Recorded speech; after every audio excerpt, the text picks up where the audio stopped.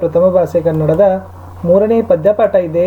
ಸಿರಿಯನಿ ನೆನ್ನ ಬನ್ನಿಪೇನು ಅಂತಕ್ಕಂಥದ್ದು ರತ್ನಾಕರ ವರ್ಣಿ ಬರೆದಿರ್ತಕ್ಕಂಥ ಪದ್ಯ.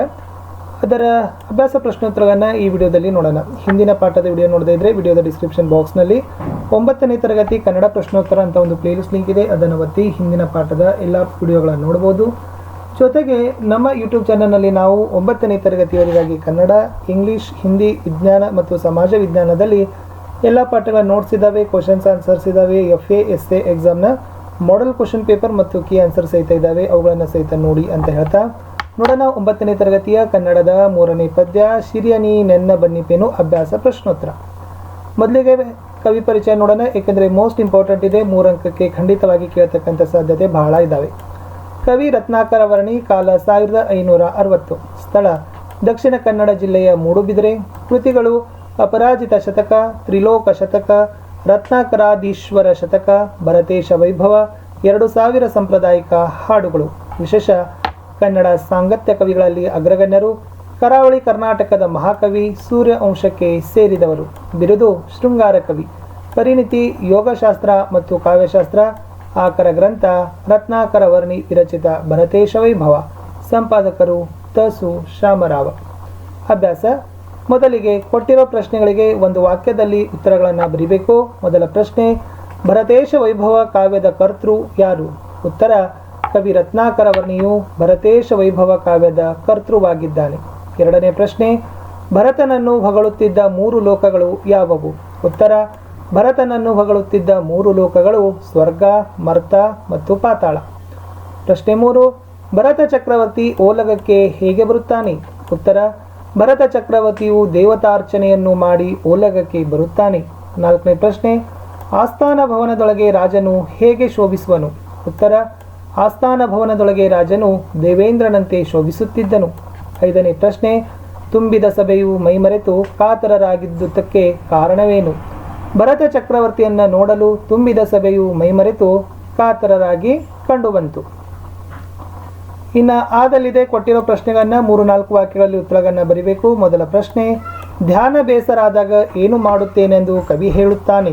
ಉತ್ತರ, ಧ್ಯಾನ ಬೇಸರವಾದಾಗ ಕನ್ನಡದಲ್ಲಿ ಒಂದು ಕಥೆಯನ್ನು ಹೇಳುವೆನು, ಅದಕ್ಕೆ ಅಪ್ಪನೆಯನ್ನು ನೀಡಬೇಕು, ಆಶೀರ್ವದಿಸಬೇಕು ಎಂದು ಗುರುವಿನಲ್ಲಿ ಅರಿಕೆ ಮಾಡಿಕೊಳ್ಳುತ್ತೇನೆ, ಅನುಮತಿಯನ್ನು ಅನುಗ್ರಹಿಸಬೇಕು ಎಂದು ಕವಿ ರತ್ನಾಕರ ವರ್ಣಿಯು ಹೇಳಿದ್ದಾರೆ.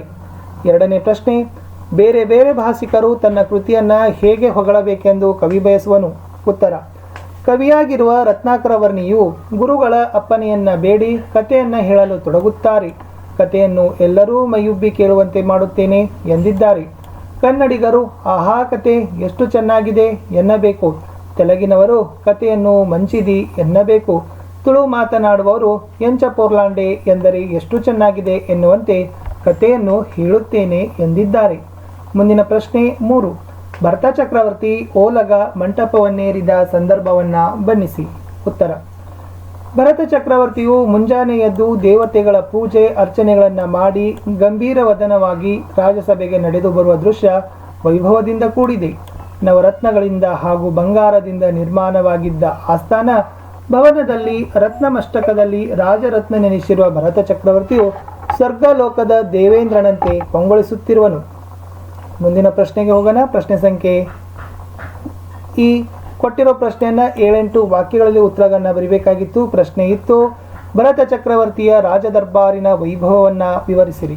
ಉತ್ತರ, ಭರತ ಚಕ್ರವರ್ತಿಯು ಅಯೋಧ್ಯ ಪಟ್ಟಣದಲ್ಲಿ 3 ಲೋಕಗಳು ಹೊಗಳುವಂತೆ ಸುಖದಿಂದ ಬಾಳುತ್ತಿದ್ದನು. ಗುರು ಪರಮೇಶನ ಹಿರಿಯ ಮಗನಾದ ಭರತ ಚಕ್ರವರ್ತಿಯು ಜಗತ್ತನ್ನೇ ಜಯಿಸಿದವನು.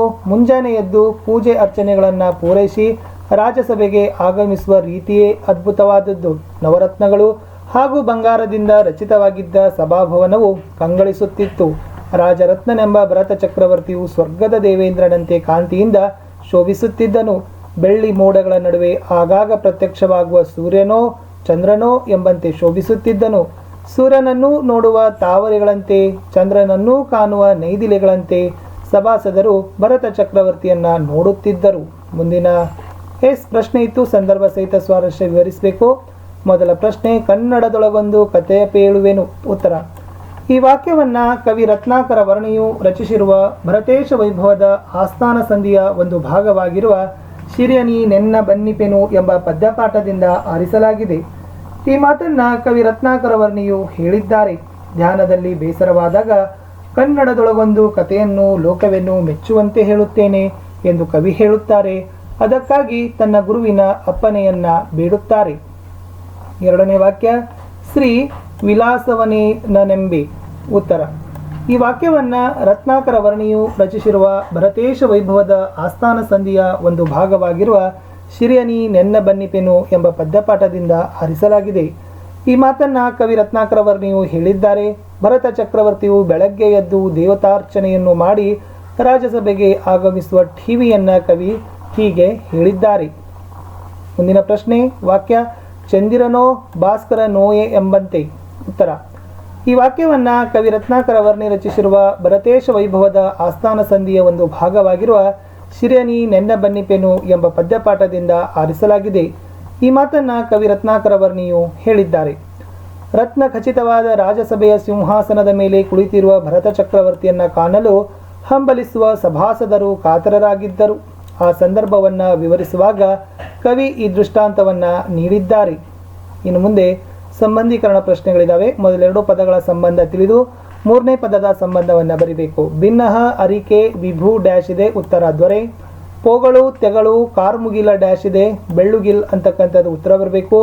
ಭರತ ಅಯೋಧ್ಯೆ ಬಾಹುಬಲಿ ಡ್ಯಾಶ್ ಇದೆ, ಅದರ ಉತ್ತರ ಬರ್ತಕ್ಕಂಥದ್ದು ಪೌದನಪುರ ಅಂತಕ್ಕಂಥದ್ದು ಉತ್ತರ ಬರಬೇಕು.